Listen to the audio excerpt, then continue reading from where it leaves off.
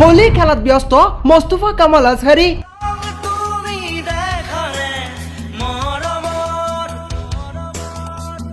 কণ কণ শিশুসকলৰ সৈতে এইদৰে হোলী খেলাত ব্যস্ত মোস্তফা কামাল আজহাৰী।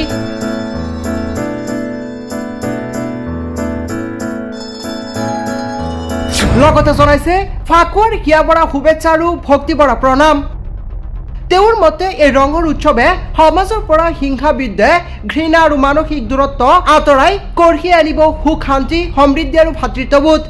কিয়নো আজি আছিল ৰঙৰ উৎসৱ ফাকুৱা আৰু এই ফাকুৱাৰ মাজতে দেখিবলৈ পোৱা গৈছে মোস্তফা কামাল আজহাৰীয়ে কণ কণ শিশুসকলৰ সৈতে গাঁওখনৰ আন আন পুৰুষ মহিলাৰ লগত এনেদৰে হোলী খেলাত ব্যস্ত মোস্তফা কামাল আজহাৰীৰ লগতে তেওঁৰ এগৰাকী সতীৰ্থ।